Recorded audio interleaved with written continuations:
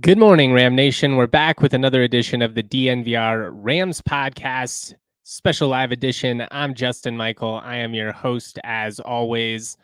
We're talking about a crucial home win over Wyoming for CSU. They pull it out 70-62. It was a great day in Moby Arena. Awesome crowd, 8,000 plus. Was awesome to see all the green. I know the Rams don't wear green at home very much, but I thought it was a cool setting. I probably would have preferred that they wore the throwbacks just because I think that's their best uniform that they have for Isaiah Stevens' final home game. But I understand the tradition. I thought it was a really cool day. It's always fun to celebrate the players and see their family. This year was particularly cool just because this group is so unique. They're such a pleasure to cover and just in terms of the day-to-day interactions and stuff, and to see Patrick Cartier's dad out there holding a sign with the 12, grinning ear to ear, or the entire Palmer family rocking headbands. It was just really cool moment. They honored Josiah Strong, Joe Palmer, Joel Scott, Patrick Cartier, and of course, Isaiah Stevens. All things that I'm hearing as of right now, it sounds like Nick Clifford is expected to be back, which is great. I imagine he'll go through the NBA evaluation process this spring. There's no harm in doing so, kind of figure out what he should work on his next year. Obviously, if there's a coaching change or anything like that, it could be a little bit of a different situation, but that's certainly encouraging. Wanted to bring that up before I forgot. I thought this was a typical CSU Wyoming game. We'll get into all of it in terms of just breaking down the action, what this means in the Mountain West picture, what CSU's NCAA tournament resume looks like right now.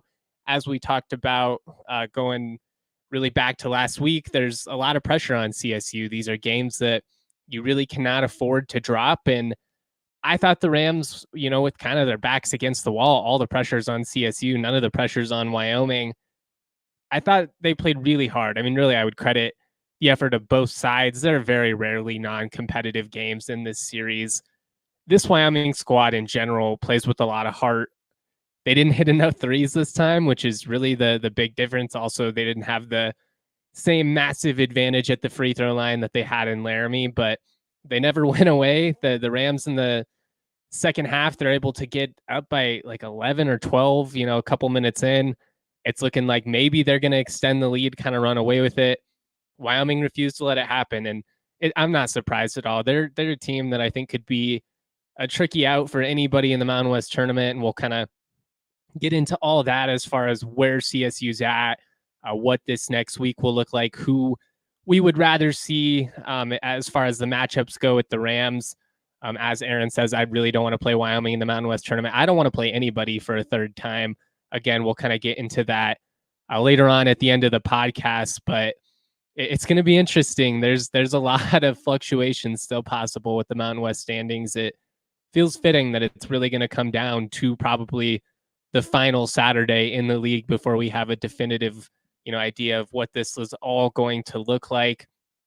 I'm going to break down all of the takeaways from this as far as what the Rams did well, where we'd like to see them improve, all of that, still not hitting jumpers at the rate you would like to see. But I thought that the offensive execution, especially in the second half, was huge. My main takeaway, and this is very common, I think, from anybody that's followed this program from the last 5 years. I know Kevin wrote a column. I know that Sean Keeler from the Denver Post wrote a piece on it. I'll write something on it, I'm sure, today. They've got to retire number 4. If it's not hanging in the rafters come November, we're making a big mistake. If not him, then who? That's really what it comes down to for me. Nico Medved was very honest post-game that, it should absolutely be retired. He's like, I don't have that power, but if you're not going to put 4 in the rafters, what are you going to put up there? I mean, when you just think about his legacy, he is without a doubt the greatest player in program history. And I'm probably just going to do an entire other podcast on the legacy of Isaiah Stevens. So I guess I don't want to spoil all of it, but I mean, you just look at what he's meant to this program over the last half decade. Him and Roddy and all those guys, they come in year 2 of the Medved era. Year 1 had its moments, but it was largely, a struggle because the roster situation was rough after that last year of the Eustace era. You lose Prentice Nixon and a couple of guys to the portal. You're trying to kind of piece it together with Carvacho and Chris Martin and a couple of key veterans alongside, these freshmen and Kendall Moore and Adam Thistlewood. And then in year 2, you have this class that comes in that really transformed the program. And Roddy was definitely a big part of that as well. Obviously, him being the Mountain West Player of the Year, a first-round draft pick, that was huge for what it meant for CSU just in terms of recognizability. It was great to have all that. But Isaiah now being here for another 2 years after that, and especially just this last year coming back, it would have been so easy for him to hop in the portal. I mean, he had been loyal to this point. Nobody would have blamed him if he decided to graduate and frankly chase a check somewhere. We saw a lot of great college basketball players do that. Max Asmus is a great example of it. Was a star at Oral Roberts, took them to the tournament twice, I believe, was a part of their big upset over Ohio State, and they had a couple upsets a couple years back. But anyways, he chases a check, ends up in the Big 12. We see it all the time. Stephen Ashworth, he leaves Utah State for Creighton. Nobody around the country would have been surprised if Isaiah Stevens wanted to, test the high major waters, just because he is clearly good enough to play at that level. But he stayed loyal, and we've been able to have this really fun season.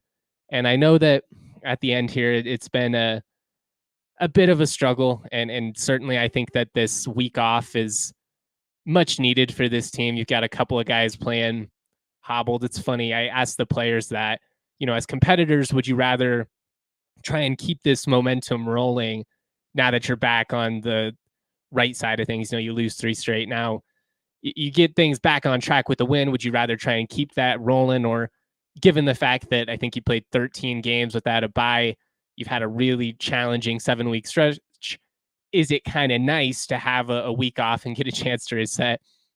I think the players are always a little bit hesitant to say we need some time off or we need a break, because I don't know. I think they think that they're supposed to say, we're competitors, we're always on. And to an extent that's true, but it was funny to me because they basically brushed it off and were like, we always want to compete. And then the first thing Medved did after he started his intro statement was he starts talking about what all this means, but then he just comes back to my question about, no, they definitely need a week off after everything that this team has been through. It's been a gauntlet. And I really think the league is going to get 6 teams in the Mountain West tournament. If you would have put a knife to my back 8 weeks ago, I probably would have said that it just some way or another, it falls apart. And I guess technically speaking, we still do have a couple of teams here that could end up on the wrong side of the bubble when it's all said and done.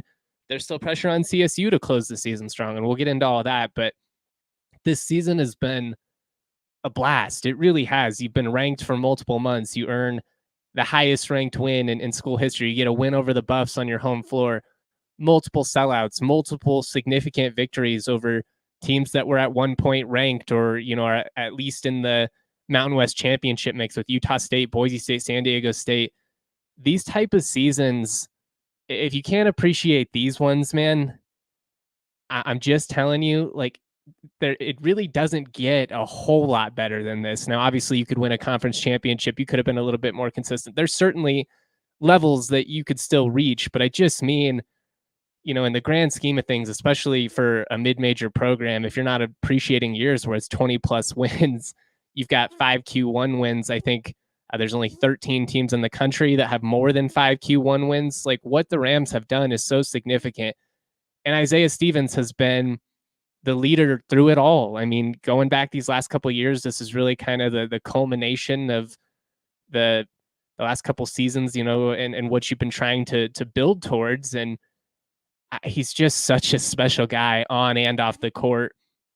I really don't know if there will ever be a player that can even touch his legacy. I mean, there might be a guy that comes through that has more talent on paper if you somehow sign a lottery pick or something like that. Yeah, I get it. You can make the argument that, if you're talking just pure talent or the pure ability to dominate somebody one-on-one, like a Jason Smith, a David Roddy, or, Bill Green, you want to go back even further, somebody like that. But when you factor in everything into the equation, and he's a pretty damn good basketball player himself, regardless of everything else that he means to this school, to this community, beyond his basketball achievements, if not for, then who are you going to honor? And I cannot believe it's been 5 years now. It makes me feel really old. I mean, I remember writing about Isaiah and David back when they were still high school prospects, and now,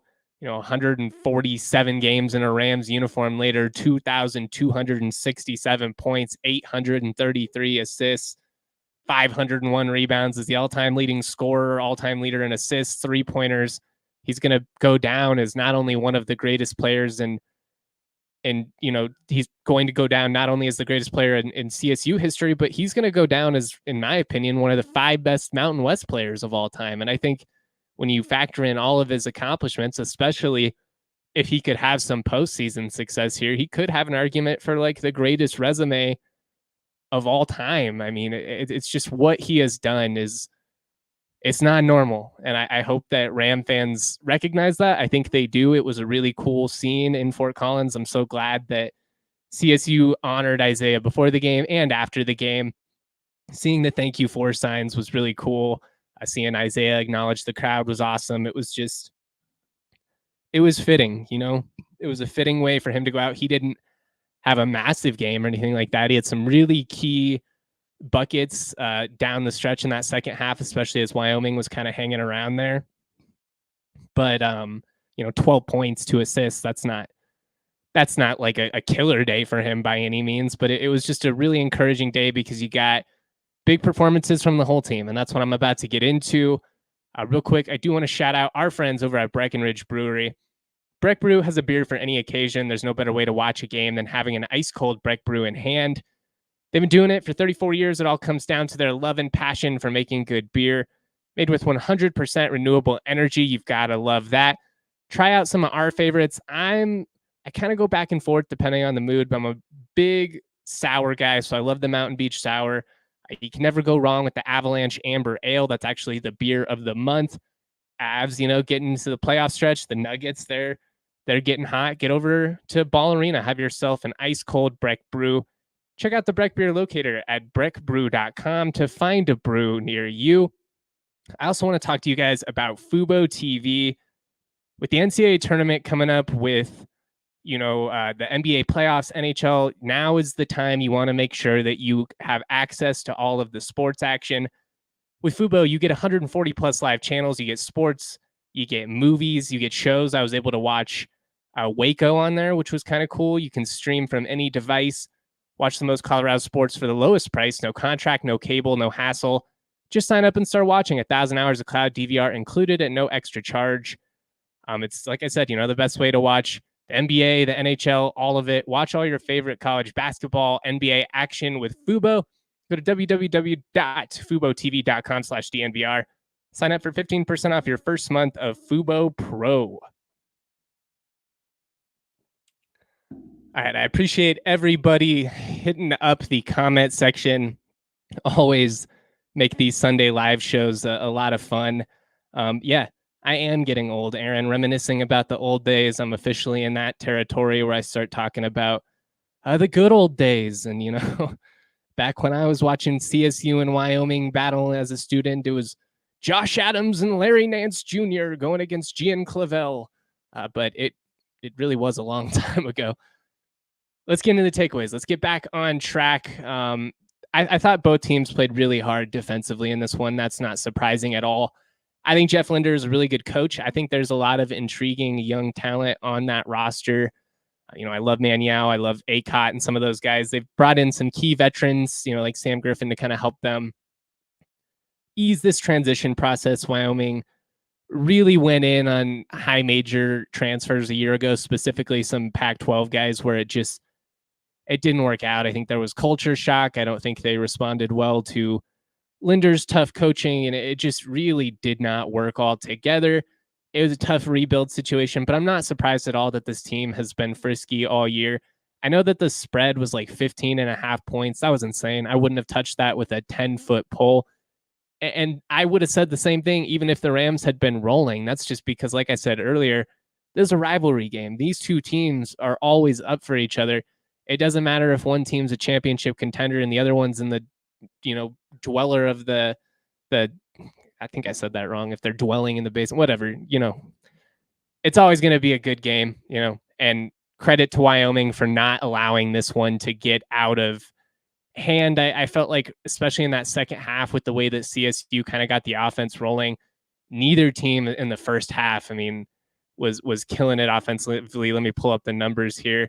It was 33-27. The Rams led at the break, but CSU, they shot 38% from the field. What was huge was they held Wyoming to 30% from the floor, only 22% from deep in that first half. The defensive effort is, like I've said now for a couple of weeks now, the biggest reason that this team has remained competitive, why they have been in all of these games, despite the fact that offensively it's a little bit up and down at times. And, in that second half, Wyoming did get it going a little bit better, but the Rams did a good job of contesting shots. They've now given up like 5 4-point plays this season. Fortunately, Wyoming didn't convert the free throw, but it has been frustrating to see some of those defensive lapses. Anyways, as a whole, the defensive effort I thought was really good. And then offensively in the second half, you're really able to establish your presence down low. CSU had 24 points in the paint over those final 20 minutes. 15 of those points came from Joel Scott. He was huge. He tied his season high with 20 points. He also had that on the road against Greeley. Love to see a Colorado kid stepping up in a couple of big time front range matchups. Looks like Taylor says in the comment section, Joel Scott and family sat next to them at Mojo's after the game. He basked in his aura. I'm sure you could have said hi because Joel is such a cool dude. I will say it is nice to give the players those moments with their family, especially on senior day, to allow them to just kind of have that moment together. But he's a really cool dude. And that's what makes this team so fun to root for, is obviously there's a lot of talent on this team. You wouldn't be in the position that you're in. You wouldn't have been ranked for multiple months, had the type of season CSU had, if these guys couldn't just straight up ball. But what makes them, and obviously I'm fortunate getting to know them on a little bit more personal level, what makes them so easy to root for is just they're the same guys with you, whether they win or whether they lose on a half court buzzer beater that banks in.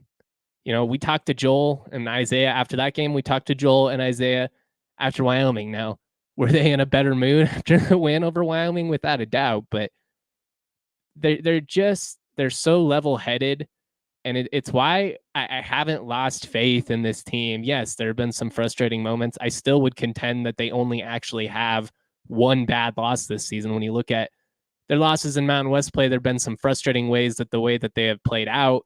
New Mexico, Nevada, even San Diego State on the road. Yeah, there have been some moments that have made you want to pull your hair out. But you go to the non-conference resume, losing to St. Mary's, they look like a legitimate, Final Four potential type team. So it's just been the consistency with which they have played so composed, and the fight that they have continued to bring on the defensive side. I really just think that it's a testament to these guys, and I really hope to see them have their postseason success. But we shall see.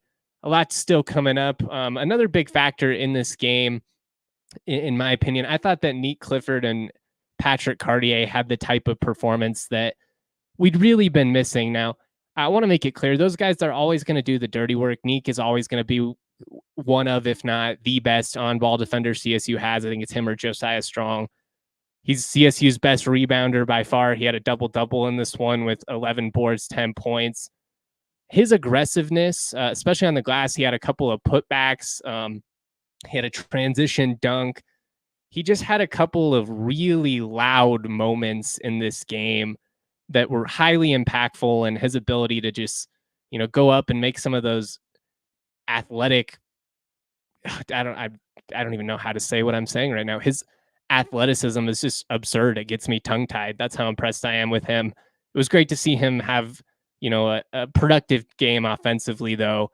Patrick Cartier, he had 15 points, 6 rebounds, 5 assists. He was awesome out there rocking the Rip Hamilton face mask. He's awesome. We've got somebody in the comment section here, Lamar1107. He'd like some thoughts on the upcoming football season. We actually just did an entire podcast on that on Thursday. You can go back and check that out. We go live every Thursday and every Sunday morning here at 9:30. I also have audio only podcasts that you can check out. Those are available Spotify, Apple, Google, wherever you are in, wherever you're looking for content, it is out there. Aaron Harris says, why does hockey have enforcers and basketball doesn't? The consequences tech and basketball are so much less. I wouldn't mind seeing someone give Lucas a hard foul if we play Nevada in the tourney. I don't hate the idea. I do think there is maybe a little bit of that from time to time. There's a key scene, a really cool scene from the Redeem team, the documentary about the 08 Olympic squad. And Kobe, when they're playing Spain, he knew the play that they were going to run, and he knew that Pau Gasol was going to be the final screen, and Kobe just ran straight through his chest. Now, you take the foul in that instance, but you're setting the tone, and, going up against a scorer like Lucas, if he went to the hoop or something, you don't want to do anything dirty. He's a great player, but, you want to add a little bit of extra oomph on that. I'm okay with that. I mean, it's going to be intense in Vegas. The Mountain West tournament is going to be like something we have never seen before. I'm just excited to sit back and watch it all play out, to be honest with you at this point. Getting back to the takeaways, the Rams had 24 points in the paint in that second half, really did a nice job of creating quality looks. Look, you're still not hitting these open jump shots. Isaiah had 4 or 5 that I thought were good. Neek and Cartier had a couple that I thought were good. I think the shot selection is really good. I think the ball movement has been good. I think the cutting has been good. You had 19 second chance points in this one. So great effort on the offensive glass. And I know that was a point of emphasis by the staff. So great job by them to highlight that and then have the guys execute it. They finished +7 on the glass over the final 20 minutes. I thought that was huge. It's 19 second chance points. That's probably the most they've had in any game this season. And when you also finish +8 in transition, you defend well, you don't get into foul trouble the way that you did, you don't get killed from deep the way that you can against a team like Wyoming. They're one of the better 3-point shooting teams in the conference. It's a recipe for success, and it's why, despite the fact that it hasn't always looked the prettiest, I still have a lot of faith that this team could be pretty dangerous in the postseason, because if you defend the way that you are right now, you're 30th in adjusted defensive efficiency on KenPom, you're always going to have a chance. And when you have a high-level point guard that can create consistently, either for himself or others, you're going to have a chance. Now, why these open jump shots aren't falling, I don't know. There are times, especially when they're wide open, you can kind of see it looks like guys are aiming it a little bit. And I'm sure, it gets in your head when you have these multiple stretches of games here where you're not knocking them down. But, if they can just even be slightly more consistent with the way that they're working the paint. And I mean, Joel Scott pretty much did whatever he wanted in that second half. Bemba had some key scores down low. Cartier, like I said, he had a great game as well. I mean, this team really could be lethal. Right now, you're really good. You could be great if you start making some of these shots more frequently while continuing to defend at this same rate. We shall see. At this point, I'm just going to kind of let it play out, because the offense did that early on in November and December. They were so much better, I think, than I expected. Now, I didn't expect them to dip off like this. I expected some variance. You expect it to come back to the mean, but we'll see. We'll see. The one thing that's encouraging is that they're able to get to the paint when you're not missing layups. When you're able to get to the line consistently, knock down your free throws, you have that post presence, you're going to be able to hang around. The big difference here and like CSU winning this game by 15-20 or winning it the way that they did is just the missed jumpers. So certainly would like to see some more consistency there. Taylor in the comment section asked, Tavy and Cayenne go combined 2 of 2 from 3. Rest of the team was like 3 of 17. If those followed a normal clip, this team can win the Mountain West tournament. I agree. I mean, winning 4 games in 4 days is going to be really challenging. That really drastically impacted CSU's likelihood of running it all. I mean, it could happen. It certainly could happen, but it's tough enough to do 3 in 3 days. I think asking for 4 in 4 days is a tall task. I do think you still need to win at least one game. I'd like to see them be playing on Friday, to be honest, just to kind of get rid of any potential nervousness, we could collectively have on Selection Sunday. Right now, I still think you feel pretty good, but you're still going to have to win a couple of games here against teams that, frankly, all of the pressure is going to be on you. They would love to play spoilers, and they're going to be frisky, and you got to execute like you did in this one. We'll see, man. Just the offense, I don't understand why some of these jumpers are not falling, because like I said, I really do think they're good looks. Maybe Cayenne and Tavy can get a couple more looks in the Mountain West tournament. I will say, if you are going to win 4 games in 4 days, you might have to go a little bit deeper in your rotation than you would. Now, we haven't seen a ton of movement in terms of the rotation of late. The guys that play have kind of been the guys that play. Like, we don't see a ton of Javonte Johnson or Tavy. Tavy, I think he's like 5 of 8 from deep this year. He doesn't take a lot of them, but when he shoots them confidently. Cayenne as well. Like, when he actually puts it up, he shoots it with confidence. He's got a really good looking jump shot. Maybe some of these guys, could kind of help you here down the stretch. That's a tough balance, because if you're playing them more, that means you're playing somebody else less. But again, especially like in the Mountain West tournament format, it'd be nice, if you could roll day 1 and day 2. And that's a big if at this point, because we haven't seen the Rams roll anybody in a long time. If you could get a game or 2 where Isaiah and Neek and Joel Scott and some of these guys don't have to play 34 plus minutes, if they could have a game where they play like 25 minutes, and you could get them some rest, and you could get some extra minutes for guys like Javonte and Tavy and whatnot, that could potentially be beneficial. But I would just like to see more Tavy regardless. We do kind of see Cayenne in that backup point guard role. Tavy more of a 2 guard. Traditionally, I do think he could run, the offense at times if needed, but not the smoothest ball handler, at least compared to Isaiah and Cayenne. You'd rather have those guys running the show. But I mean, he can get to the hoop offensively. I think he's got a little bit more versatility due to his size. He's shown some nice stuff with his game this year. I think he's a really good on-ball defender when he comes in. I think he just comes in and plays hard. Like, I'd like to see a little bit more of him. Now, that might mean that you're playing Joe Palmer a few minutes less. And he's a guy who I love what he brings to the table. You love the spark that he provides. He's going to dive for loose balls. He's going to try and tee up. He's going to go for, those offensive boards when they're there. At the same time, he's really struggled offensively over the last month. Feels like he hasn't hit a 3 in about that time. I'm not advocating to just remove him from the rotation or, completely take him out of the picture, because I really think that he does a lot of the little things well for this team that, make the difference in a big way, especially in a win. But I would like to see a little bit more Tavy. I guess that's all I'm saying. I think he's really solid. And honestly, he's one of those guys who, much like a Kyle Evans, I would argue the same thing, kind of got burned by there being so many veterans that came back this year. It was better for CSU, but if you're a guy like Tavy Jackson, especially after your freshman year and you're seeing the floor, you're not expecting to then, basically not play your sophomore year. He's had to battle some injuries as well, and I do think that's been a factor in why it's kind of taken so long for him to see the floor. But he's a guy I would like to see more of. Aaron in the comment section says, speaking of enforcers, Joe Palmer has the makings of a great enforcer. I would not disagree with you. I mean, Bemba as well, although he kind of does it naturally. I don't think that's his intent. He just comes out and roughs some guys up a little bit with the way that he plays naturally.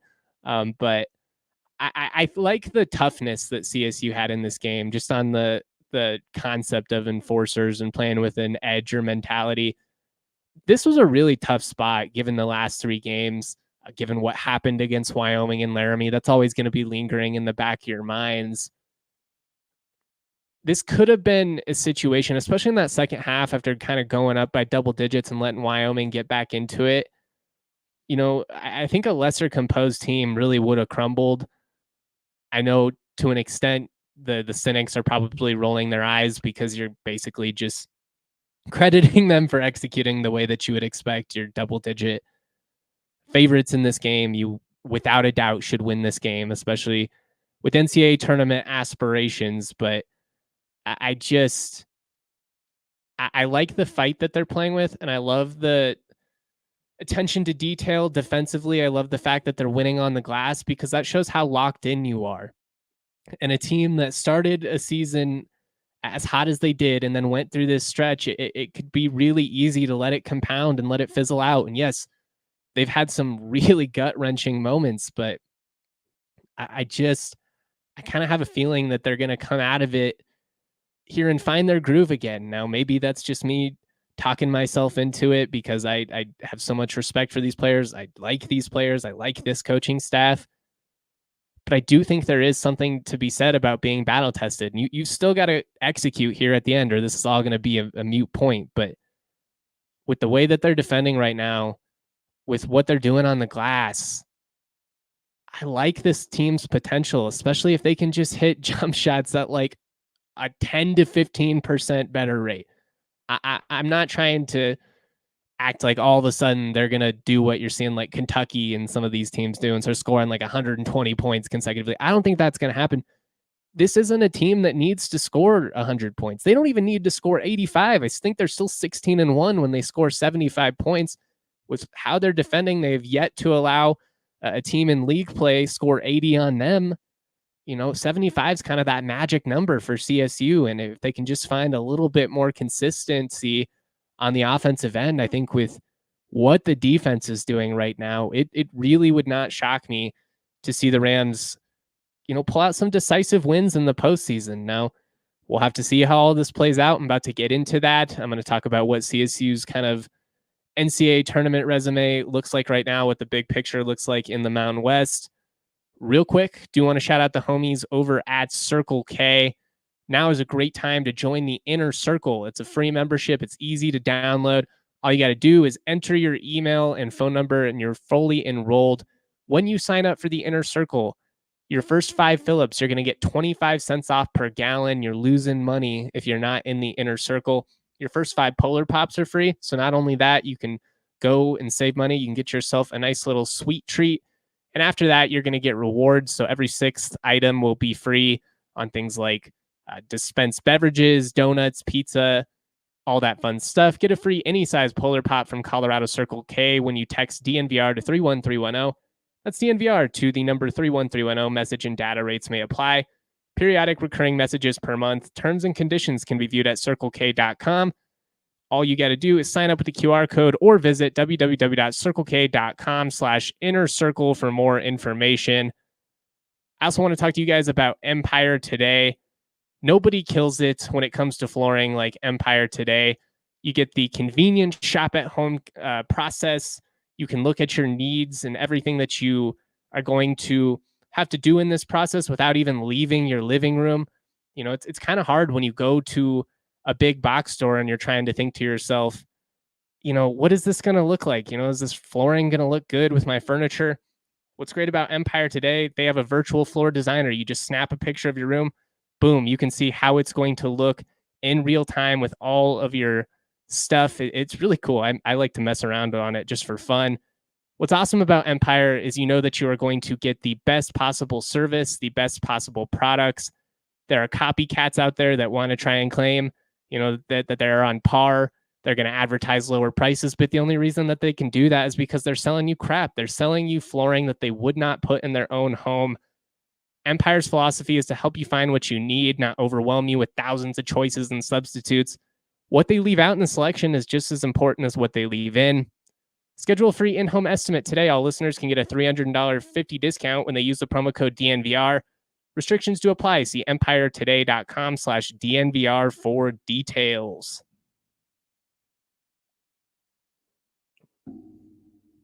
Taylor in the comment section says, this midweek bye is coming at a perfect time. Maybe the guys can play dodgeball. It's a little windy for kickball right now. Aaron says, is there skee ball anywhere in town? I could see Bemba doing well there. Skee ball would be fun. I'm good at skee ball, by the way. I'd challenge anybody in Ram Nation to a game of skee ball for a beer. I like my chances, just saying. Before we get out of here, I wanted to talk briefly just kind of about where CSU stands in the Mountain West. And then, of course, their NCAA tournament resume. As of this morning, and it's Sunday, March 3rd, if you're listening on the audio side, CSU ranks 34th in net. They actually dropped 5 spots over the last couple of days. 35th in KenPom. It's a good spot. Still comfortably in the NCAA tournament field as of right now. But that's the thing, and it's the same thing we said after last week. It's not decided today, and you still have pressure on you to finish strong. You've got to win this game in Colorado Springs against Air Force on Saturday. You know, hopefully we see a lot of green in the stands, kind of turn it into Moby South. As of now, we know that CSU is going to be playing on day one of the Mountain West tournament, so they're going to be playing that Wednesday. There's in 7th place at the moment. New Mexico is in 6th place. They have a game up of the Rams in the standings. Of course, CSU and UNM split. The Rams had a chance to earn that crucial sweep, but came up just short. The Lobos, they close with Fresno State, and then they go to Utah State, and that's where things could get really interesting. As of right now, we would be playing Air Force if the Mountain West tournament started. There's a decent chance that Air Force ends up losing out, depending on what happens with their game against Wyoming, and then, of course, against CSU. And if that's the case, and they finish 2-16 alongside San Jose State, which feels very likely at this moment, Air Force would fall to last place. They would fall to 11th because San Jose State, the 2 wins that they had this season were both over Air Force. I think that's the matchup we should be rooting for as CSU supporters. Ultimately, you're going to have to beat a frisky team. It's likely going to be a team that you played multiple times this year on the first 2 days. But if you could get that matchup against San Jose State, who you only played once, or even a Fresno State, although just with the way that things are kind of moving right now, it looks like the more likely option would be San Jose State or Air Force. Obviously, you could get matched up against Wyoming again, depending on what happens there.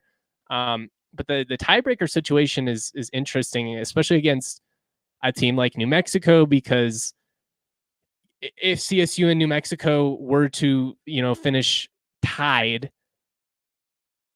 if it was a situation where if going to 6th place means that you're going to play Air Force, or being in 7th place means that you're playing San Jose State, I'd probably rather finish in 7th place just because of the matchup's sake. I mean, it's just really hard to beat a team 3 times in the same season. I'll never forget back to that 2020 Mountain West tournament where the Rams were going up against a lowly Wyoming team. It was actually on Thursday. Wyoming upset somebody day one, then Wyoming upsets CSU and knocks them out of the tournament after the Rams had beat them twice that year.